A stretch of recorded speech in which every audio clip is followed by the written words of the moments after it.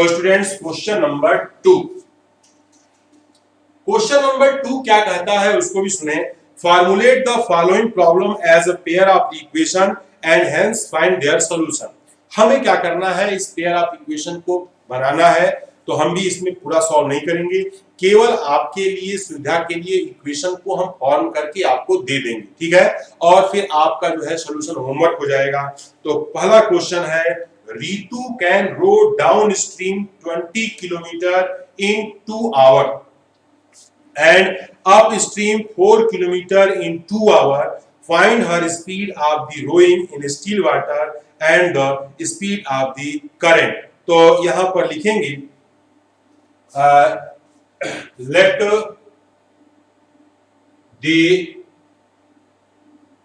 speed of Ritu is equal to x kilometer per hour and the speed of stream is equal to, यहां पर ये जो है y kilometre per our. तो यहां पर दो बातें हैं, एक है आपका डाउन स्ट्रीम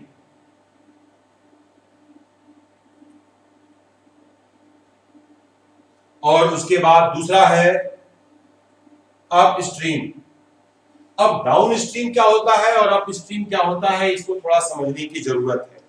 डाउन स्ट्रीम यानी कि नदी की जो है हमारी जो जिस डायरेक्शन में स्ट्रीम बह रही है उसी डायरेक्शन में हम अगर जाते हैं तो नदी की स्पीड और प्लस बोट की स्पीड, दोनों स्पीड जो है प्लस होती है।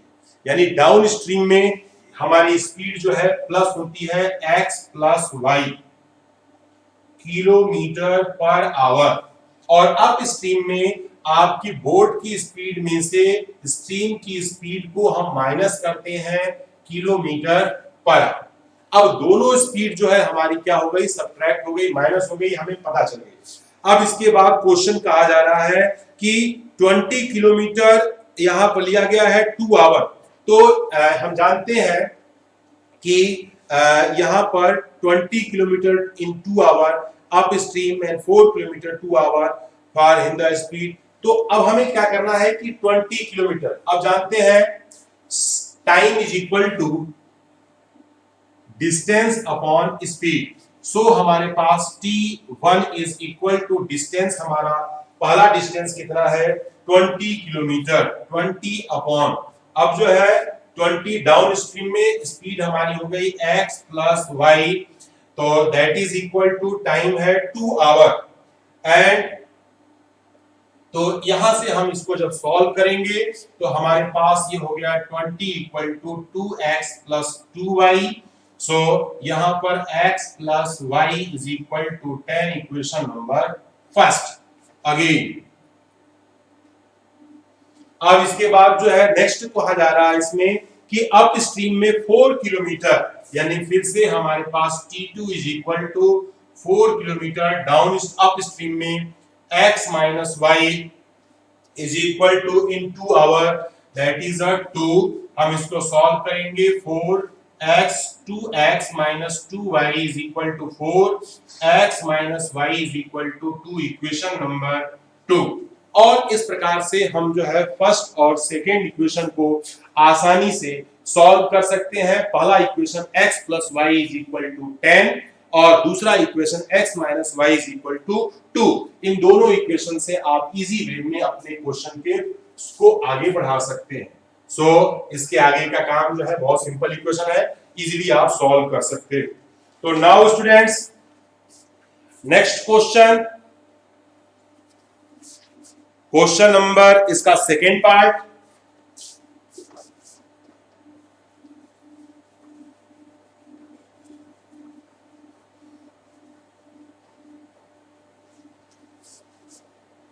The second part is work time. अब वर्क टाइम थोड़ा सा इसमें जो है हमें समझना होगा, इसको भी हम जब सॉल्व करते हैं क्वेश्चन पढ़ता हूं, 2 women and 5 men can together finish an embroidery work in 4 days, while 3 women and 6 men can finish it 3 days. Find the time taken by one woman alone and time taken by man alone. तो यहां लिखेंगे second part, let the time taken by one woman alone is equal to xd and the time taken by one man alone is equal to y days। अब students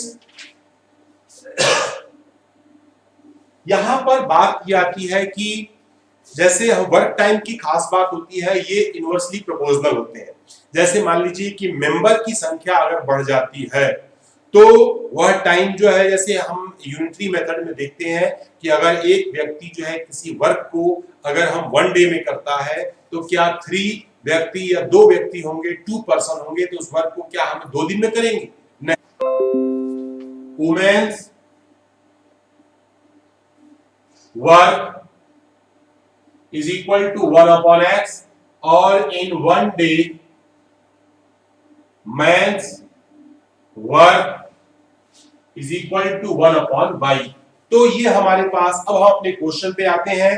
2 women यानी कि 2 upon x plus और उसके बाद 5 main 5 upon y is equal to can finish together and will work in 4 days। तो work हमारा 4 day में खत्म हो रहा है, तो वर्क हमारा क्या हो जाएगा 1 अपॉन 4।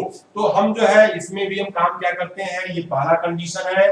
अगेन बोला जा रहा है इसमें कि while 3 women and 6 men, तो 3 upon x plus 6 upon y is equal to can finish in a 3 day, that is a 1 upon 3। यहां पर हम काम क्या करते हैं, let 1 upon x equal to p and 1 upon y is equal to q।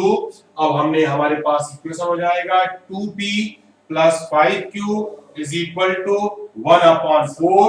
आप चाहें तो 8p plus 20q is equal to 1, equation number 1। और सिमिलरली ऐसे ही यहां पर हो गया हमारे पास दूसरा है 3p plus 6q is equal to 1 upon 3। यहां हो गया 9p plus 18q is equal to 1 upon 3। आपका हट चुका है। अब आप इन दो इक्वेशन को हम सॉल्व करें और find p and q। p और q को हमें फाइंड करना है। p और q हम मिल जाए तो 1 upon p is equal to x, 1 upon q is equal to y को भी हम आसानी से फाइंड कर सकते हैं। तो स्टूडेंट्स ये आपका जो है वर्क है, आपका होमवर्क है। सो स्टूडेंट्स इसे जो है आप आसानी से इस काम को करेंगे। अब बात आती है इसके थर्ड पार्ट की। थर्ड पार्ट लिखा है Ruhi travel 300 kilometre to her